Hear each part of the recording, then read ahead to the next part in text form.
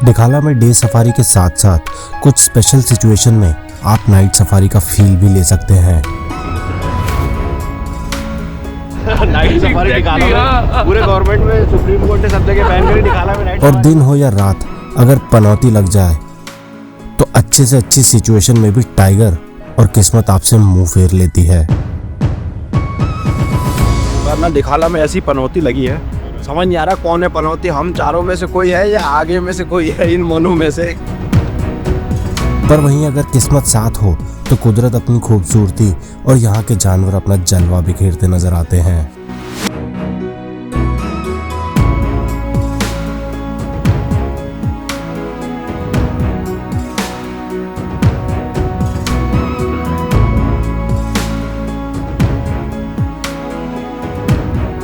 आज हम इस जंगल के चप्पे चप्पे में घूमेंगे और देखेंगे कि इस जंगल ने क्या छुपा रखा है हमारे लिए। Welcome to the land of tigers and beauty. Welcome to डिखाला।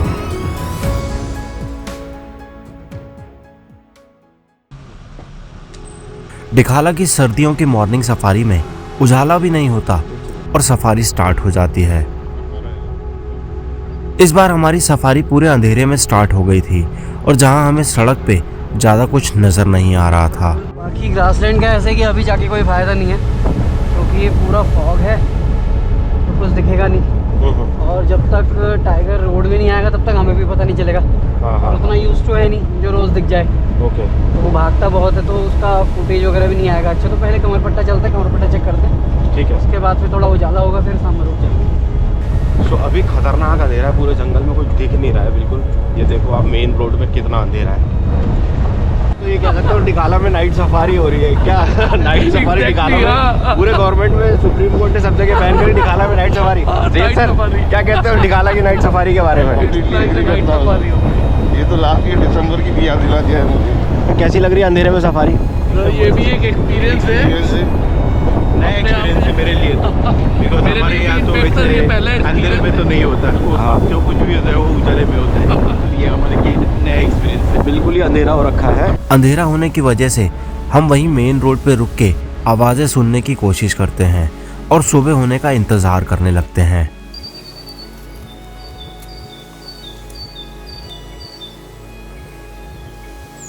थोड़ा उजाला होते ही अब हम यहाँ सांबर रोड पे आ जाते हैं और यहाँ डिखाला कोहरे की किसी चादर में लिपटा हुआ सा नजर आ रहा था।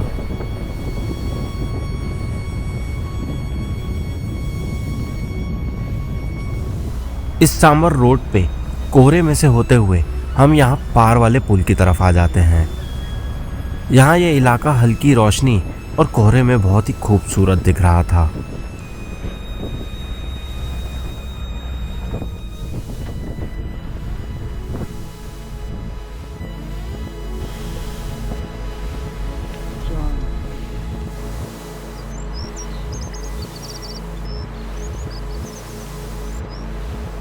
यहीं खड़े हुए पानी में हमें एक पैलेस फिश ईगल देखने को मिल जाता है जिसने शिकार पकड़ा हुआ था।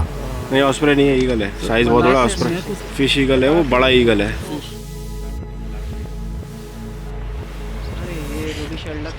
अब मैं कह रहा हूँ उधर डक है, तभी मैं कह रहा था वो। काफ़ी सारी धुंध और दूर होने की वजह से ये हमें क्लियरली नहीं दिख रहा था, बट फिर भी मैं इसके कुछ क्लिप्स शूट कर ही लेता हूँ।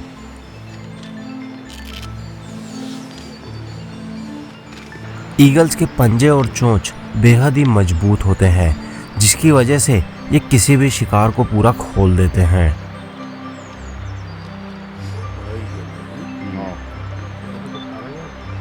पकड़ा हुआ उसने फिश को। एक मिनट रुकना, हिलना नहीं। इसको खुले में शिकार खाते हुए देख के यहाँ एक ईग्रेट इस ईगल के पास आके बैठ जाता है। ये क्या ईगरेट आया ना इसके पास? पर यह ईगल इस वक्त तक अपना सारा शिकार खत्म कर चुका था और इसे पास देख के ये यहाँ से उड़ जाता है।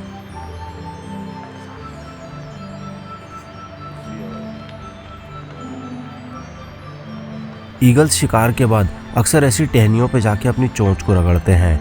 ऐसा ये चोंच में फंसे हुए शिकार के छोटे छोटे टुकड़ों को निकालने के लिए करते हैं।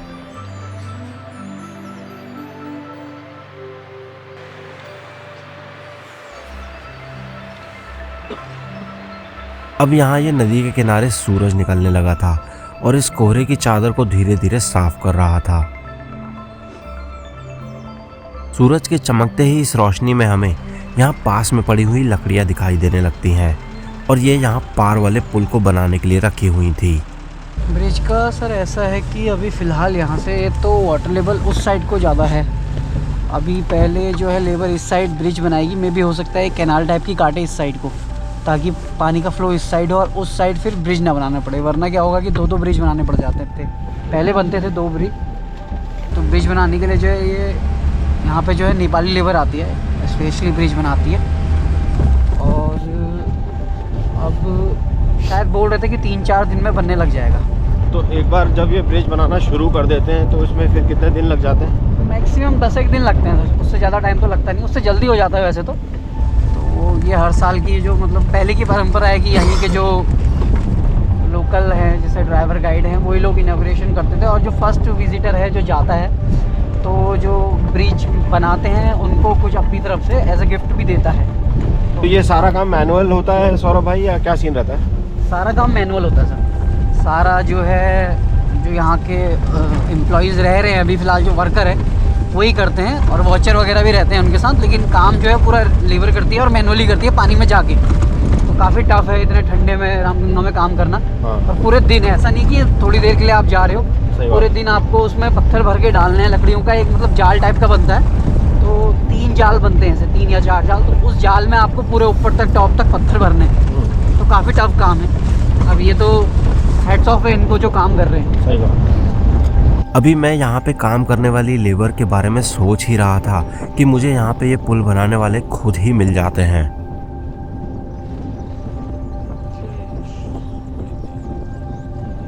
ये ब्रिज की लकड़ी है ये?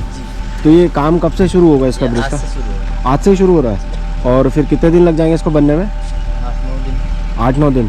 तो आप ही लोग बनाते हैं? तो ये आप लोगों की पूरी टीम है जो मिलके बनाती है। तो इतने ठंडे पानी में आप लोग कैसे घुस के काम कर लेते हो यार? क्या करे जी, करना पड़ेगा मजबूरी है। आप सब लोग ठंडे पानी में जाते हो? सब जाते हैं। सही बात है।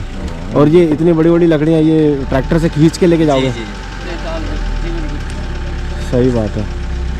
तो बहुत ही बढ़िया, हेड्स ऑफ, आप लोग इतने ठंड में काम कर रहे हो और ये चीज़ें करके दे रहे हो हम सब के लिए, ताकि हम लोग ये देख पाएँ। क्योंकि जब तक ये लोग काम नहीं करेंगे हम पार नहीं जा पाएंगे तो भाई पार की कोई साइटिंग कुछ अता पता कुछ नहीं होने वाला। तो ये भैया लोग हैं। और भैया ये जो लकड़ी है ये जो हर बार यही लकड़ी यूज़ होती है या बदल के से चेंज करते हैं? यही यूज़ होती है? तो मतलब पानी में पड़े ये ख़राब नहीं हुई कई सालों से? निकालिया जाता है बाद में। हाँ भाई, बाद में निकाल के फिर रीयूज़ करते हैं इसको। तो ये भी देखो, इसके लिए पेड़ वेड़ नहीं कटते, एक बार से वो कई बार से लगी हुई जो वो हैं लकड़ियाँ उन्हीं को यूज़ करे जा रहे हैं। पानी में इतने सालों से लग रही हैं लेकिन ख़राब नहीं होती। कल आप ही लोग ट्रैक्टर लेके आ रहे थे, टाइगर दिखा था जब? कहाँ दिखा था यार? आप भी लेके चल रहे हो, हमें भी दिखा दो कहीं, कहीं टाइगर दिखा दो। तो ये जंगल के असल हीरोज़ हैं जो गुमनामी में काम करते हैं और जिसकी वजह से हम इस जंगल की खूबसूरती को देख पाते हैं। अगर आप भी कभी इनसे मिलते हैं तो प्लीज़ इन्हें एक प्यारी सी स्माइल ज़रूर दीजिएगा, क्योंकि आपकी एक सफल टाइगर साइटिंग और सक्सेसफुल सफारी के पीछे हो सकता है इनका बहुत बड़ा हाथ हो। तो ये खिन्ना नौली का कैंपस है। यहाँ खिन्ना नौली के कैंपस में आप डियर्स को देख सकते हैं और आप ब्रेक ले सकते हैं, वॉशरूम वगैरह अगर जाना हो तो। सफारी में लगातार चलती है। तो और ये एरिया काफ़ी पेड़ वाली और उसके बच्चों का मूवमेंट यहाँ काफ़ी रहा है जब से पेड़ वाली का ये जो अभी लिटर चल रहा है जो उसने दिया हुआ है। तो खिन्ना नौली के सामने का ग्रासलैंड है।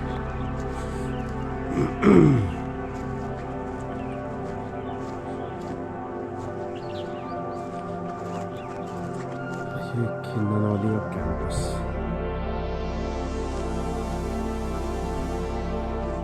अभी क्या गठेरों वाली के लिए ट्राई करेंगे क्या? हाँ सर, वहाँ चल रहे हैं रोहड़ी पड़ाव।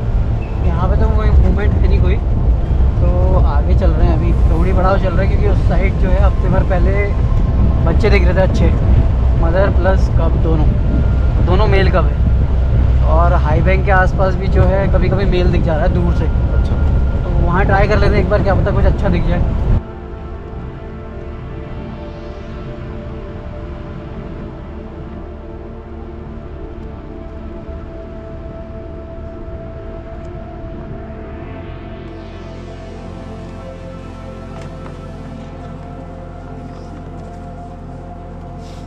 यह है रोहिणी पड़ा और हाई बैंक का इलाका, जहां आजकल कुछ टाइगर्स का मूवमेंट चल रहा है।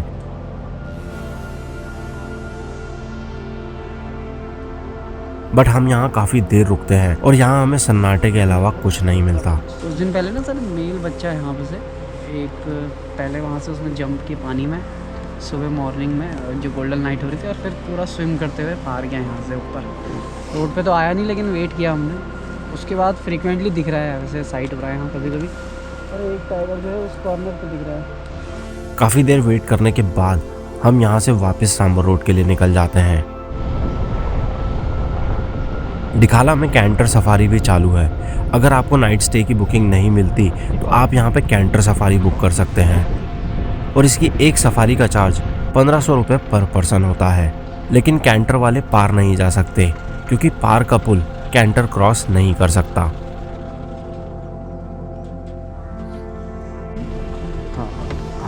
हर बार डिखाला कुछ ना कुछ नया जरूर दिखाता है। ऐसे ही यहाँ घूमते हुए मुझे ये एक जंगली हल्दी का पौधा दिख जाता है। ये जमीन में से निकल रहा है ना बाहर?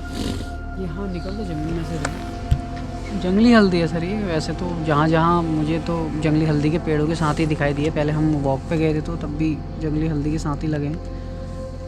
तो ये जो पीले पत्ते हैं, पीले पत्ते इधर तो गिरे नहीं हैं फिलहाल, पीले पत्ते भी दिखेंगे आपको इसके साथ साथ। करक्यूमा एरोमेटिका बोलते हैं इसको। तो इसका ये जो लाल लाल जो है यही हल्दी का वो काम? नहीं, हल्दी तो खैर जमीन के नीचे होगी, ये फ्लावर हैं अच्छा, शायद। ये इसके फ्लावर। और इस जंगली हल्दी के पौधे को देखने के बाद हमारी मॉर्निंग सफारी का टाइम एंड हो जाता है, और मुझे उम्मीद थी कि नेक्स्ट सफारी में कुछ अच्छा जरूर होगा। और इसी आस में हम अपनी आफ्टरनून सफारी को पूरे जोश में चालू करते हैं। कहाँ जा रहे हैं सौरभ भाई? कहाँ जा रहे हैं? सांबर रोड जा रहे हैं। सांबर रोड? सांबर रोड इसलिए जा रहे हैं सर, सुबह जो है टाइगर आगे को गया है इधर किनारवाली वाली साइड में, और अभी चांसेस है कि पानी के आसपास मिल जाए, क्या पता, क्योंकि रेस्टिंग मोड पे टाइगर ज़्यादातर सांबर रोड पे मिलता है हमें। इधर भी सुबह की तरह ही लेते हैं।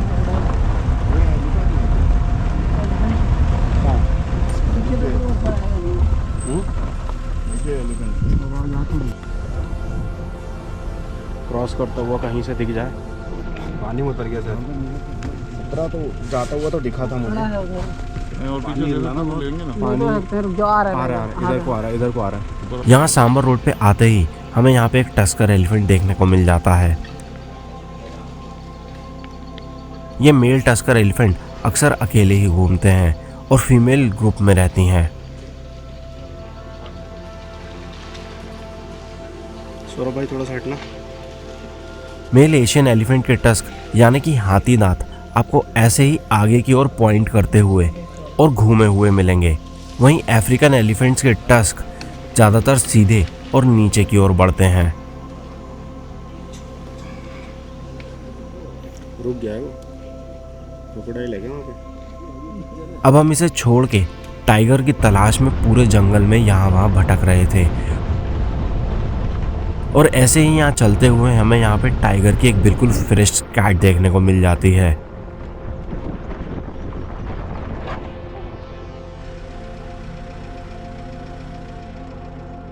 कैट पड़ा हुआ है ना दिन का, तो हमारे पास जो है सफारी ख़त्म होने के बाद टाइगर ने मूवमेंट करी होगी इस साइड। अब जो है टाइगर हो सकता है कि आले रो में आसपास मिल जाए, पानी के आसपास, या कहीं रेस्ट करता हुआ मिल जाए, या शाम तक फिर मूवमेंट करेगा। पहले चेक करके आते हैं। इस टाइगर को चेक करने के लिए पार वाले पुल की ओर निकल जाते हैं, पर वहाँ फिर से हमारी किस्मत हमारे को धोखा दे जाती है, क्योंकि यहाँ पहुँच के पता चलता है कि लेबर ने पार वाला पुल का रास्ता बंद कर दिया है और अब यहाँ कोई भी आगे नहीं जा सकता था। इसके चलते इस एरिया में अब टाइगर को ढूंढना बहुत मुश्किल हो गया था। उन्होंने बल्ली लगा के हम सब ने बल्ली दे दी। टाइगर छोड़ो, पूंछ नहीं दिख रही उसकी। पीछे तो दिख भी गया। अब हम टाइगर को ढूंढने के लिए डिखाला के जंगल के चप्पे चप्पे को छान रहे थे, बट हमें हर जगह केवल सन्नाटा ही मिल रहा था। यहाँ हम सबकी हालत मुंगेरी लाल के जैसी हो गई थी, क्योंकि हर कोई सपने ही देख रहा था। कि प्यासे को हर तरफ पानी दिखता है। सीरियसली ऐसे ही हम लोगों को भी हर तरफ टाइगर दिख। टाइगर ही इमेजिन कर रहे हैं कि मैं इमेजिन कर रहा हूँ सर, उधर से वॉक करते हुए आ रहा है, हेड ऑन शॉट मिल रहा है अपने को बोलकर। सर आपकी इमेजिनेशन सच हो जाए तो कितना मज़ा आएगा। प्रथमेश भाई आपके पीछे से निकल जाएगा, देख लेना। आप शांति में बैठे हो। मैं सोच रहा था जैसे कल 4 बजे 4 साढ़े 4 बजे अपने को मोमेंट दिखी थी ना वो जहाँ पे अपने को स्कैट मिली थी ना वहाँ पे वो टाइम पे ही एक बार चेक कर लेंगे अभी। ओके भाई, मैं टाइम के साथ साइटिंग बताइए। यहाँ खड़े खड़े मुझे बार्किंग डियर दिखाई दे जाता है, लेना बंद कर लेना। बट ये भी कुछ सेकंड में गायब हो जाता है। और अब मुझे यकीन हो रहा था कि आज हमारी किस्मत पे पनौती लग चुकी थी। अब ज़्यादा कुछ मिल नहीं रहा था तो हम फिर से जंगल के पेड़ गिनने के लिए आगे निकल जाते हैं। और यूं ही पेड़ गिनते गिनते एक पेड़ पे हमें एक ईगल शिकार के साथ दिख जाता है। पता नहीं आज क्या चक्कर था, बट सुबह से ही हमें ईगल शिकार के साथ मिल रहे थे।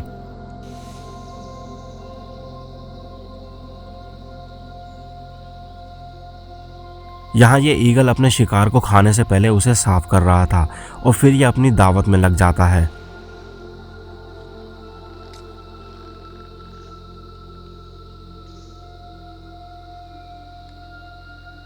और मैं सोच रहा था कि अगर शिकार के साथ ही कुछ मिलना है तो टाइगर क्यों नहीं।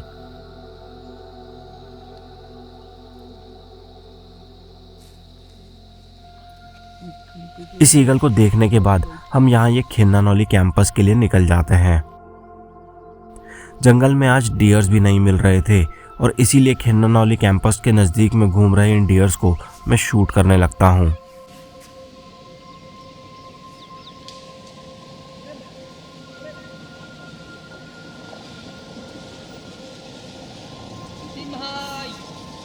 और तभी दूर पीछे से बंदर की कॉल होती है और ये सारे डियर अलर्ट होकर वहीं देखने लगते हैं और हम भी वहाँ के लिए भाग लेते हैं। जल्दी आओ जल्दी आओ जल्दी आओ जल्दी आओ, आ जाओ सौरभ भाई, चलो चलो चलो चलो चलो।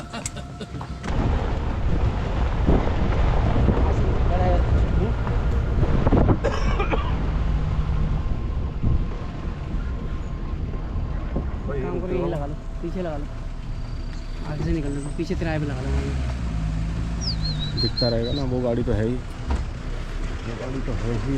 आज यहीं रोको, बंद कर दो। सुनने दो जरा, आप सुनने दो, बंदर किधर से बोल रहा है, पता तो चले कहाँ से हुई। हाँ हुई तो है, लेकिन क्योंकि जैसे बंदर बोला था ना, मैं डियर शूट कर रहा था, डियर फट से वहीं पलट गए थे सारे के सारे। यहाँ वेट करते करते मुझे ये कॉमन हुपू बर्ड देखने को मिल जाती है जो यहाँ मड बाथ या सैंड बाथ करने लगती है।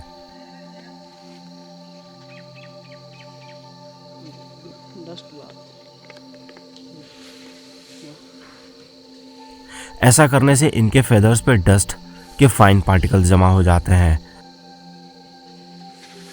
और माना जाता है कि ये ऐसा एक्सेस ऑयल्स और पैरासीट्स को अपने फेदर से हटाने के लिए करती हैं।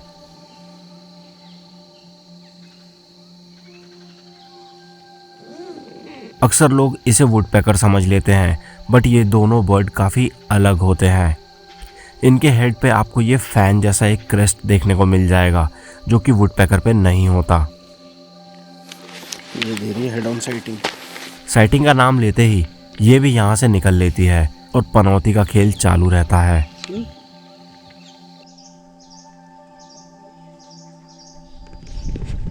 टाइगर के इंतजार में एक नई चीज़ पता चली कि एक इंडिया में कई सारी डिफरेंट स्पीसीज़ के लैंटाना है। अभी तक तो जितनी लैंटाना की समझ मुझे थी, मैं तो सिर्फ ऑरेंज फूल वाले लैंटाना को जानता था, लेकिन सौरभ भाई ने बताया ये वाइट फूल वाले ये भी लैंटाना ही है।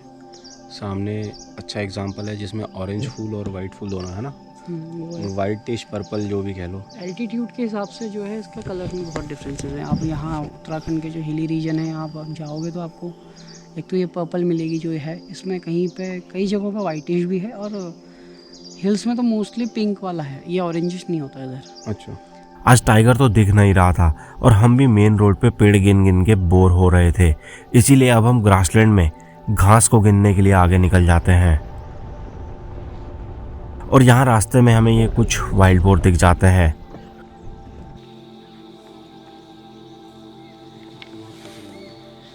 यहाँ ये वाइल्ड बोर थोड़े अलर्ट दिख रहे थे तो हम भी अपनी किस्मत आजमाने के लिए यहाँ रुक जाते हैं।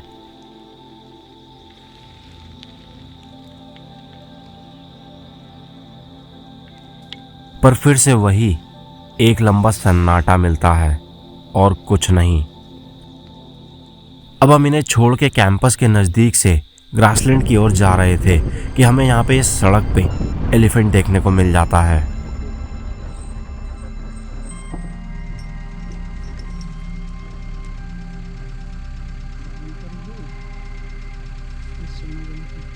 ये यहाँ डिखाला कैंपस के एलिफेंट्स हैं जिन्हें फॉरेस्ट डिपार्टमेंट जंगल से जुड़े कामों के लिए यूज़ करता है।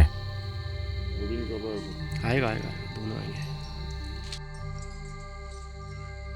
यहाँ ये दोनों फीमेल एलिफेंट्स हैं और इनके पैरों में चेन बांधने का एक रीज़न है क्योंकि डिपार्टमेंट इन्हें दिन के टाइम जंगल में ग्रेजिंग के लिए छोड़ देता है और शाम को महावत इन्हें ढूंढने के लिए निकल जाते हैं और उस टाइम ये चेन की आवाज़ से इन्हें ढूंढना आसान हो जाता है। कई दशकों से ये एलिफेंट्स यही रूटीन फॉलो करते हुए बड़े हुए हैं और अब ये दोनों इतनी ट्रेंड हो चुकी हैं कि शाम होते ही ये खुद ब खुद कैंपस वापस लौट आती हैं। इसीलिए ये चेन इनके पैरों में पायल की तरह लपेटी हुई है, वरना नए एलिफेंट्स के लिए ये चेन को लटकता हुआ छोड़ देते हैं जिससे ये जहाँ जाते हैं इनके पीछे एक लाइन बन जाती है और इससे महावत को इन्हें ढूंढने में आसानी होती है। अब हम इन हाथियों को छोड़ के एक बार फिर से सांबर रोड और मेन रोड को चेक करने के लिए निकल जाते हैं। सो टाइगर नहीं दिख रहा है तो उसकी वजह से हमने अपनी अपनी जगह बदल ली है कि शायद कहीं कुछ टोटका काम कर जाए, बट आज कुछ भी काम नहीं कर रहा है। सुबीर सर कराओ यार, कुछ क्या करा रहे हो? मुझे पूरी उम्मीद है कि कल लास्ट 1 घंटा बचा है, मुझे लगता है हो जाएंगे उसके दर्शन। अच्छे से कराओ। मैं तो पता नहीं, मैं कुछ कह ही नहीं पा रहा हूँ आज। मैं आई एम स्पीचलेस, मुझे नहीं समझ में आ रहा है। पूछा था पता नहीं है, एक कॉल नहीं है भाई साहब। आज कोई टोटका नहीं काम कर रहा है। अरे टोटका तो चला ही नहीं पा रहे, टोटके का सामान ही नहीं है आज अपने पास। अब सारी गाड़ियां आखिरी उम्मीद में मेन रोड पे वेट कर रही थी, लेकिन पनौती कायम रहती है और इसी के साथ हमारा आज का दिन भी ख़त्म हो जाता है। आज हमारी ये लास्ट सफारी थी और कल की तरह हमें यहाँ अंधेरे में ही निकलना पड़ता है और उजाला होने तक हम जंगल में एक ठीक जगह गाड़ी लगा के वेट करने लगते हैं। एक टाइगर साइटिंग के लिए तरस रहे हम लोग जंगल के हर कोने में पेशेंटली किसी मूवमेंट का वेट कर रहे थे। हमने डिखाला के सारे कोने जैसे रोहनी पड़ाव, मेन रोड, ग्रासलैंड या शेर भौजी सब कुछ चेक कर लिया था, बट सब जगह खामोशी छाई हुई थी। और अब 3 सफारी से खाली घूमने के बाद हमारा पेशेंस भी जवाब दे रहा था और किसी इम्पेशेंट बच्चे की तरह हम एक बार फिर से सांबर रोड पे आ जाते हैं क्योंकि यहाँ पानी था और पानी के आसपास कुछ ना कुछ मूवमेंट कभी कभार मिल ही जाती है। यहाँ मुझे ये ग्रे बुस्टर्ड बर्ड देखने को मिल जाती है जो कि हमारी गाड़ी के काफ़ी नज़दीक बैठी हुई थी।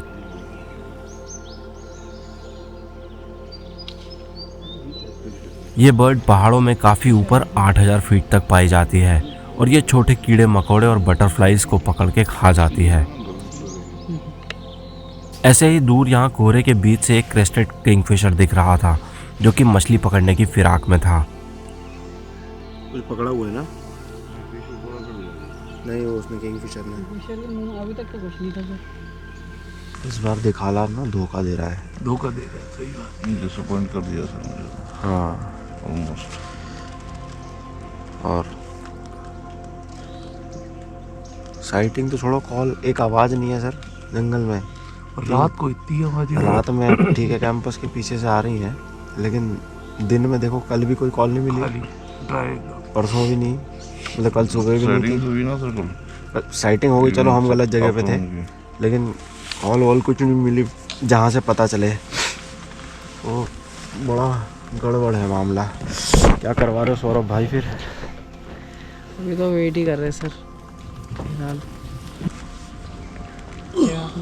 अच्छा खुशी से भेजा हमको दिखाला से बोल रहे हैं। तो है टाइम सर, कुछ भी हो जाता है, लास्ट मोमेंट तक कुछ भी हो सकता है।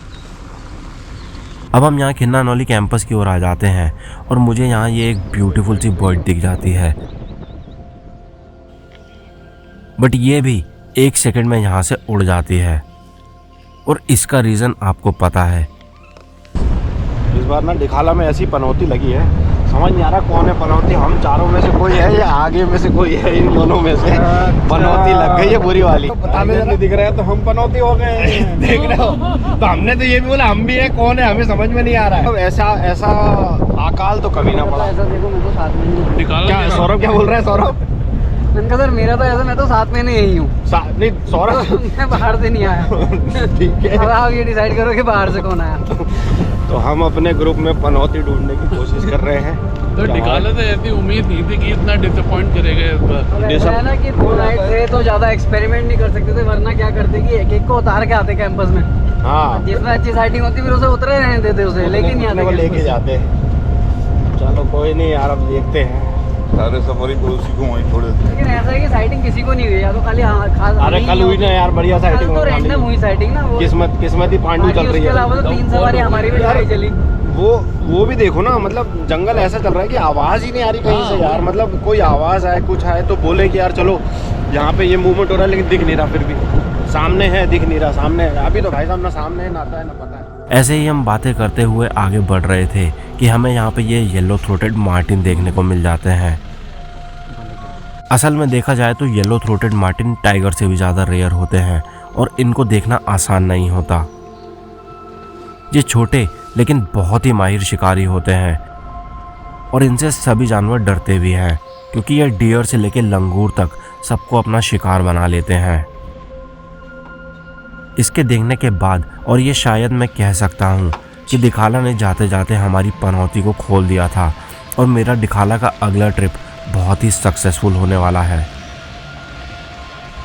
तो ज़्यादातर लोग का मानना ये रहता है कि टाइगर देखना मतलब उनका प्रेफरेंस रहता है, बट मेरा मानना ये है कि नेचर एंजॉय करो, जंगल को एंजॉय करो।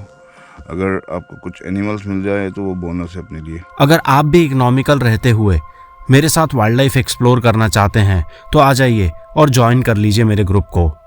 मैंने अपने आने वाले दिखाला और दूसरे ग्रुप्स का लिंक इस वीडियो के डिस्क्रिप्शन में डाल दिया है।